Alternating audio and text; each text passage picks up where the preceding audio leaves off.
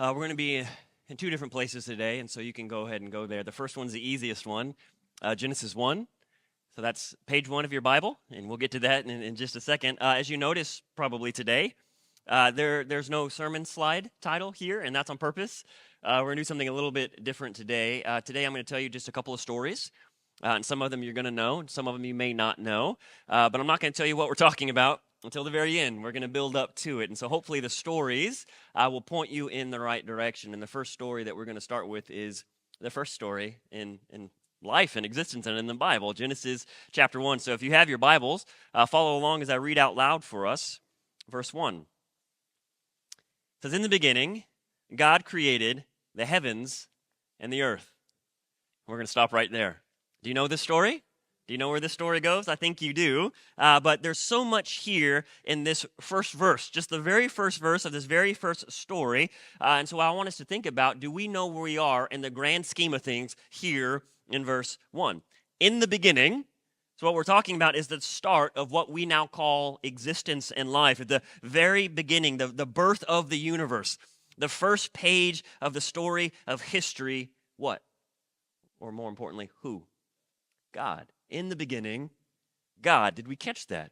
If you've been in church long enough, that's easy to overlook. We fly right past it to see what this God is going to do. But the story is telling us up front, somehow, some way, before the beginning was even begun, God was already there.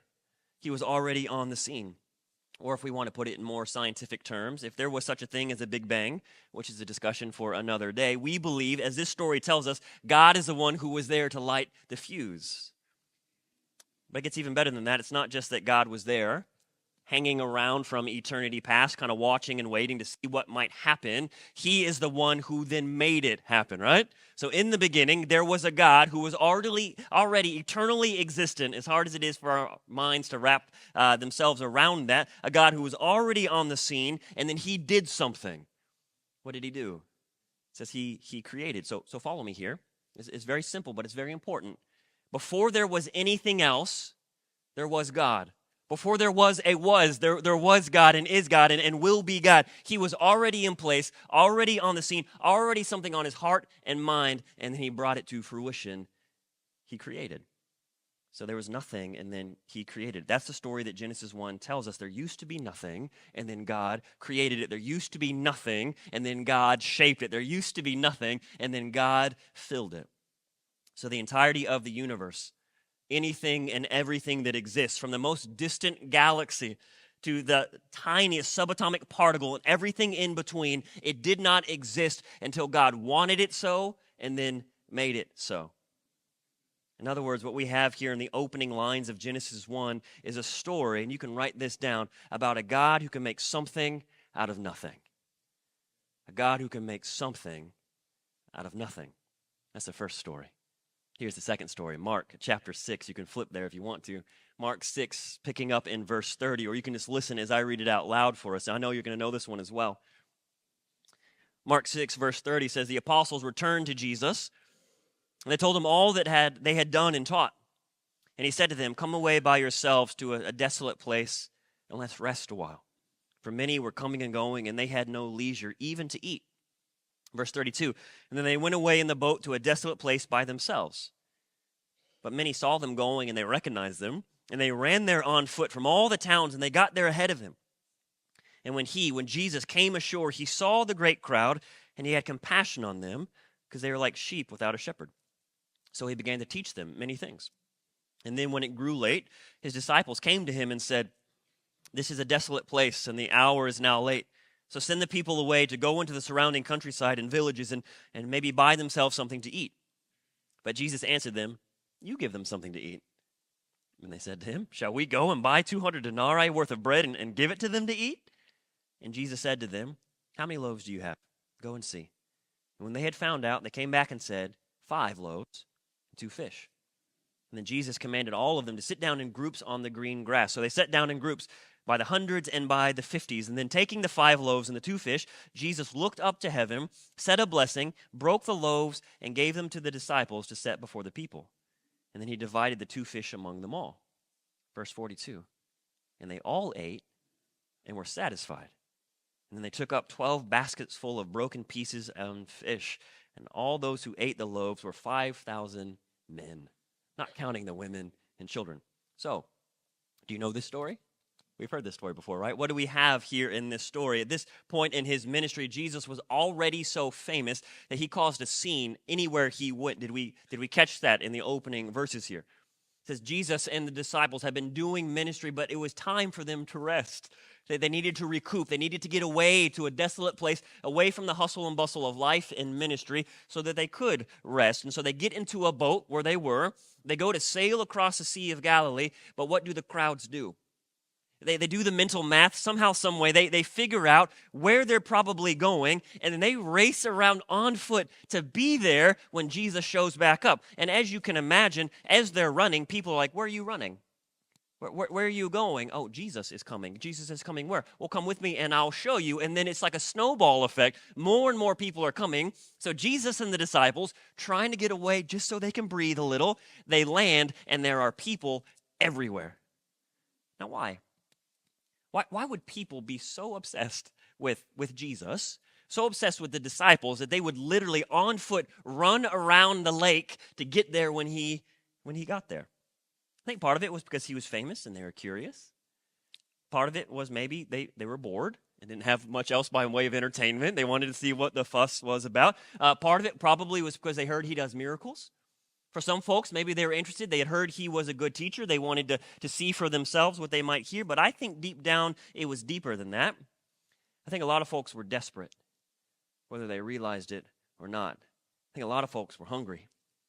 And not just for food. They knew that pain. I think they're hungry for something deeper. I think they're hungry for meaning and purpose and wholeness, a direction for their days and lives. I think they were hungry deep down to know if God was real. They'd heard about him, but is he real, and does he care, and does he love me? Isn't that what verse 34 points out? Jesus sees it. So even though he was already exhausted, even though that he needed a break, even though in context he was still grieving the loss of someone close to him, John the Baptist, Jesus gets there. He sees the crowds, and he does what? He says he has compassion on them. His heart is stirred. It is moved. Why? Because he sees them for who they are. They're like sheep without a shepherd. They need him. They're hungry. So what does he do? He feeds them. He starts to teach and preach and surely do miracles and wonders and work with a crowd, and he doesn't stop. He goes all day long, it says, and then we get to this new problem. The people showed up with problems. Jesus is addressing the problem. Now we've got a new problem because he's gone all day and it's dinner time and there's nothing to eat, especially for a crowd this size, especially in a place like they were. So the disciples, ever helpful, they come up to him and they say, Lord, we've got a problem here. You got to call it quits. You got to push pause here. You got to send these people away. They're hungry and there's nothing to eat out here. And how does Jesus respond? Good point. Okay, you guys go ahead and give them something to eat. That's not what they were expecting, was it? So can you imagine, let's imagine for a moment what the disciples were surely thinking and feeling in that moment. Again, they know this is Jesus. He's weird in a good way, right? We can say that. He operates kind of at a different wavelength than most people do. They've kind of come to expect that, but at the same time, he's their leader. He's not on par with them. He is above them, and they know that, so they don't want to be rude. They want to be respectful, but this doesn't quite work. It doesn't work that way. Where our pockets are empty. So eventually one of them gets brave enough and says, Lord, are you wanting us to go buy thousands of dollars worth of bread to feed these folks? And I hope you can sense the tension behind that question that he asks. I mean, can you hear the stretching of their minds past their limits as they're trying to calculate how on earth they're supposed to feed this size crowd with what they don't have? I mean, this is what he's asking. Look, we don't have that kind of money. And even if we did, where would we find that much bread for this many people? All they see are limits. But how does Jesus respond? Okay, what are we working with? Go find out and come tell me. So they run off and they come back, maybe a little embarrassed, maybe a little frustrated, but for sure not expecting anything to come from it. Look, Lord, all we've got, 5 loaves of bread and 2 fish. In my translation, in my heart and mind, I think it's safe to add measly. All we've got is 5 measly loaves and 2 puny little fish. But what happens? Does that bother him? It doesn't upset him. It doesn't even seem to slow him down, because what does he do? Good. Sit everyone down. And he sits them down in groups. He takes those measly 5 loaves and 2 puny fish, and he looks up to heaven, to God, and he says a prayer of blessing, and then he breaks it, and he just starts distributing. He has the disciples send the food out. And what happened? Look again at verses 42 and 43. Not only did everyone have enough to fully satisfy them, what? They had plenty left over. So the disciples that day, the crowds that day, men, women, children, all of them that day got to experience firsthand this. If you're still taking notes, write this down. This Jesus can take a little bit of nothing and make a whole lot of something. Jesus can take a little bit of nothing and make a whole lot of something. That's story number 2. Here's story number 3. It's not in Scripture, but I think you're going to like it. It's based upon a poem that came out in 1921, and it goes like this. One day there was an auction being held, and the auctioneer made his way through the items as he does, one by one, some selling for a whole lot, some selling for not much at all, a whole lot selling for somewhere in between, and then eventually he got to this old, dusty, beat-up violin. It had nicks and marks on it, scratches. It was discolored in many places. It looked like it hadn't been seen, much less played, in years, but he knew his job. So he takes the violin, gives it a quick once-over, and starts the bidding at a lowly $1. And it doesn't make any difference. And he worked his magic. He did the best he could, his best efforts as an auctioneer, but he could barely get the price to raise $2, maybe now $3. But then the crowd kind of goes quiet, and that's where things got interesting. See, there was this guy sitting in the back quietly the whole time, and he stood up, and he starts walking to the front. And as the people turn to notice who's walking and moving, he looks as old and busted up as that violin itself. But there's something more peculiar about him. It's the look on his face. As he's making his way to the front of the auction hall, to the violin, there's a glint in his eye and a small grin breaking out across his lips. He comes up on the stage and he grabs the violin and he moves with great skill and familiarity. He dusts it off. He adjusts those loose strings. He adjusts the bow. He puts the violin to his neck. He draws a bow across the strings, and the most beautiful song spilled forth, filling the room.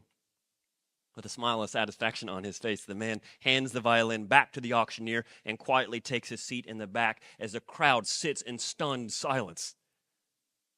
The auctioneer himself is stunned, does not know what to do. There's no training for this sort of thing, and so with a whisper he says, "Let's start the auction over. Who'll give me $1,000? $2,000, $3,000, and it sells. And the crowd erupts in cheers and laughter and applause. They are so excited about what happened. But one man in the crowd turns to the woman who's next to him and said, What just happened here? Why the sudden change? What made the difference? And the woman says to him with a smile, "Can't you tell? It was the touch of the master's hand. It was the touch of the master's hand."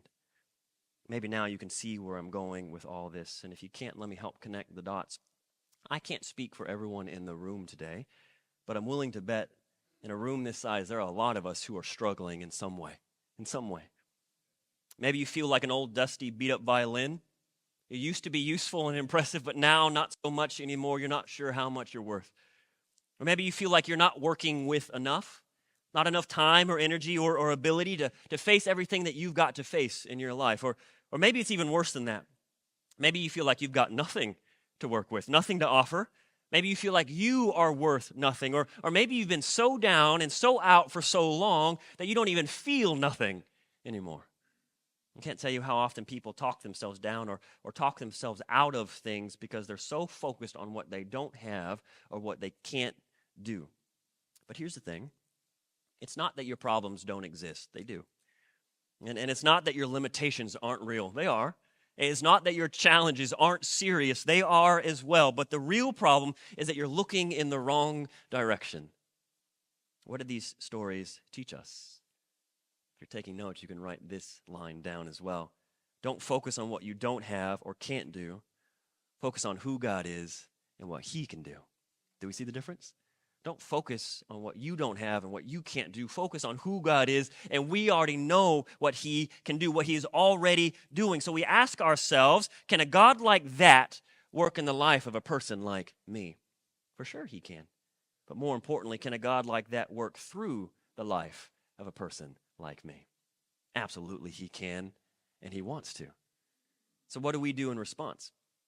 Here's the big point that I've been building to all along. This is the big word of hope and challenge and exhortation that I want to give us, that I want to speak over us, each and every one of us here at the beginning of a new year, and it's this: trust God and keep showing up. We got to trust God and keep showing up. Look, the fact that you're still here means something. Do we recognize this?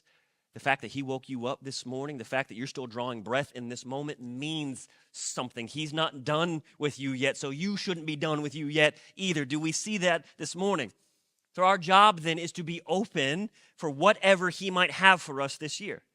Be open to however he might choose to work in us or through us, wherever he might lead us, however he might want to bless us, or more importantly, bless others through us. Because who knows? Who knows what he might do? This is the God who knows everything and can do anything. So our job is not to put limitations on him. That word's not even in his vocabulary. Instead, we make ourselves open and available to him and just keep showing up day by day, moment by moment. In the big things and the small things, what do? We trust God and keep showing up. In the victories and the defeats, what do?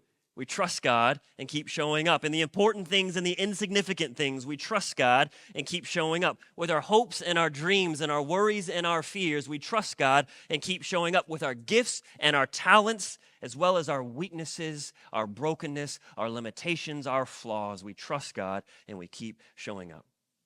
Look, the difference here isn't about willpower. We've experienced that before. The difference here is not about positive thinking. Those are fine. Those are good. But we know those only get us so far into the year, much less into the life. So instead, this is about the goodness and greatness of our God. So what do? We give God our nothing, and we watch and see what he can create.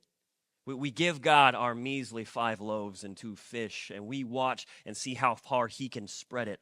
We give God our busted old violins, and we see what beautiful music he can produce. And we do it today, and we'll do it tomorrow, and we'll do it next week and next month, and we'll do it all year long. We'll trust God and keep showing up. Let me close with this today. One final story and a challenge.